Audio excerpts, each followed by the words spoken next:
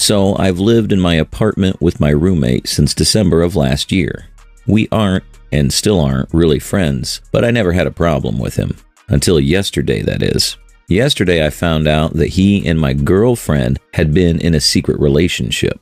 One of my girlfriend's friends that we hang out with sometimes told me, and that's how I found out. Me and her were chilling in my room in my apartment, watching YouTube and playing video games, and she told me about how my girlfriend had told her that she was breaking up with me soon, and that she'd already found a replacement. I decided not to freak out about it, at least at first, and after another hour or so, she left. Then I went down and confronted my roommate.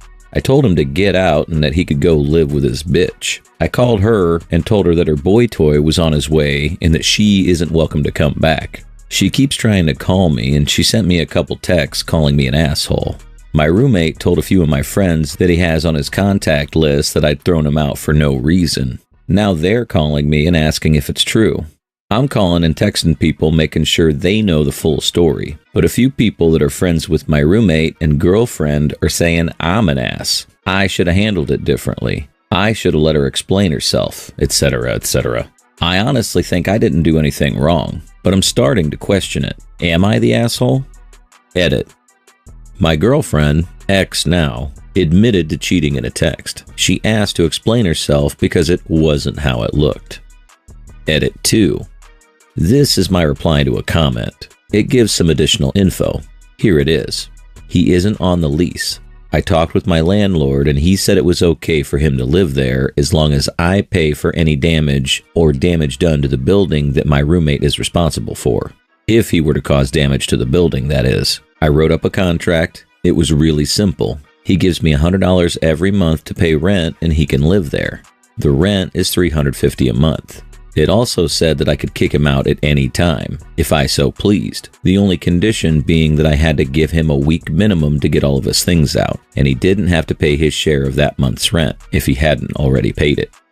Edit 3. My girlfriend had been acting weird not long before this, which made me suspicious already. I had a talk with her and we discussed loyalty and cheating. She seemed nervous during the talk, but I didn't want to jump to conclusions. My girlfriend actually canceled on me once, and it was the same night that my roommate went out. When I heard that she'd cheated on me from a reliable source, I didn't question the validity of the claim. I didn't want to overshare information, because it's my personal life after all. But I see that it will probably help if I gave this information. Edit 4. A lot of people seem to be confused on whether the eviction was legal. I've been looking into it for a few hours now, and from what I can tell, what I did was perfectly legal where I live. She had numerous other options available to either repair the relationship or end it, but she chose to screw her boyfriend's roommate behind his back. Seems to me like a made the bed now lie on it situation to the both of them. If she continues living with her ex-roommate, I hope they'll be miserable because they deserve each other. Anyone who's willing to betray their partner and begin anew with someone else is likely to repeat this behavior when they find the relationship becoming dull or uninteresting, or when they believe the effort of discussing issues is not worth it, yet lack the courage to end it on their own. Now for some comments. Not the asshole, but make sure to look out for squatter's rights if he gives up a fuss. Some people can be a pain about that, but that's all you should prepare for. Will you seem an ass to people? For sure. But as long as you do things agreed upon, then it's all good on your end. But man, would I love someplace for $350 a month. Your former roomie and ex knew exactly what would happen if they got caught. Didn't stop them from doing so. You have it in writing that he can be kicked out for any reason. If his friends still keep defending him over your reaction, then they can piss off as well. See how fun it is for them when he has to crash at theirs, but they don't last very long, I'll tell you that.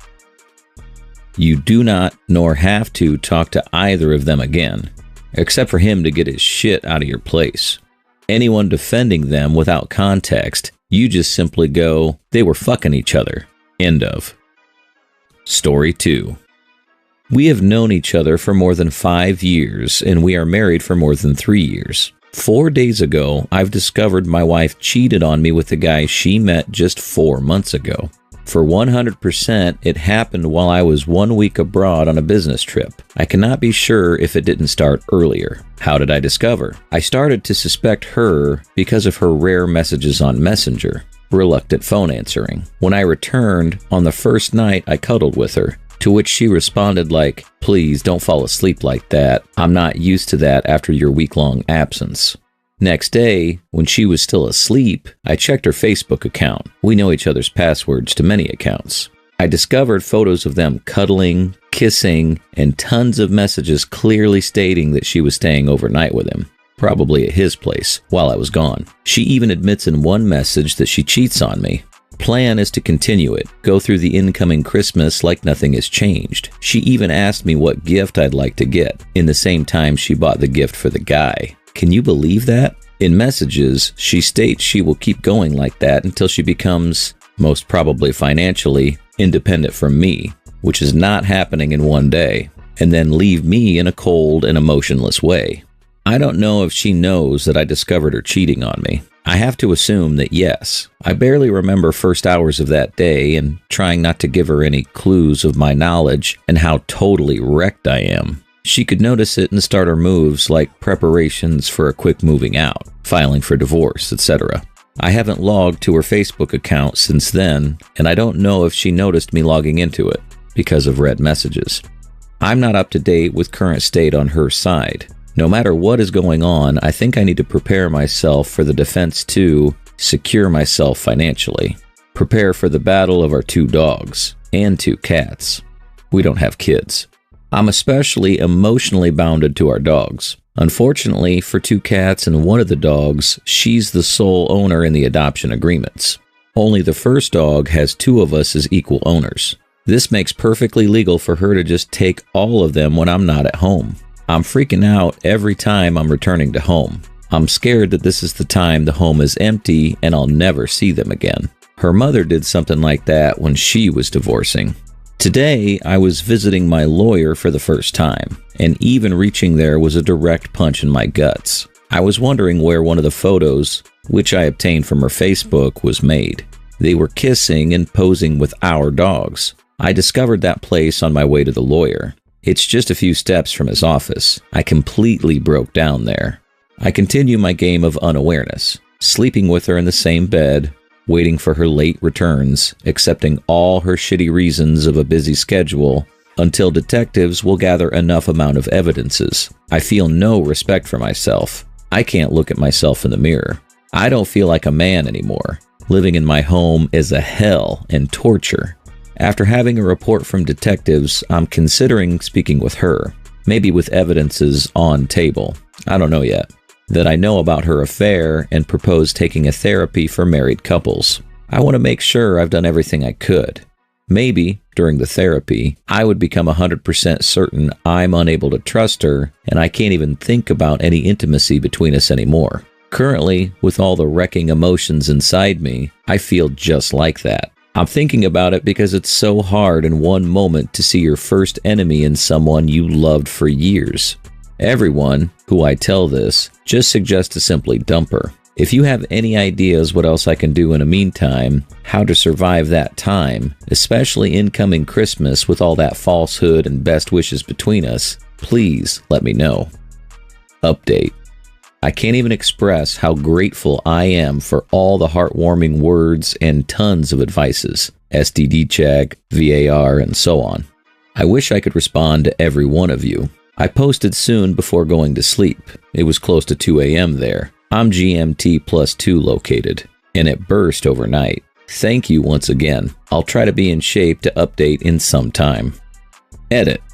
Here, where I am, having a report from PI is absolutely legal, which is not the case for what I gathered by logging in. I confirmed it with a lawyer. And PI report, if well prepared, makes her impossible to defend before the court. That being said, it makes much easier to prove she's fully responsible for the marriage destruction and gain verdict on her guilt. And, according to my local law, that secures me and disables her to sue me for alimony in any future. You're someone who remains calm and courageous, and you're doing an excellent job managing everything. Do not ever engage with your soon-to-be ex in anger. Always be calm and poised. It'll drive them nuts. You'll make it through this, and you'll come out stronger. It's painful, but once the chaos settles, you'll be demonstrating your resilience. You'll come out of this as someone who chooses to grow, not resent those who caused the hardship. Now for some comments. OP, given what you report about her plans, get financially independent, leave in a cold, emotionless way, it sure sounds like she's done with you and the marriage. This all has the stink of an exit affair. I wouldn't bother with counseling. She'll just use it as a way to keep draining you financially. I commend you for wanting to do everything you can to salvage the marriage, but it really sounds like it's over. If it were me, I would get the divorce papers together as fast as possible and blindside her like she blindsided you, but as cold and emotionless as you can, all the while following your attorney's advice to the letter. You're handling it properly. Let the PI do his thing, then drop her with the papers, and never let her know you have evidence. Make for a funny show in court when she acts the victim. One more thing, slowly move your money away from that relationship. Turn it into precious metals. Switch to part-time under the story of stress or overworking so alimony won't be hard. Again, if she tries to screw you financially. I think I covered most of it. Good luck.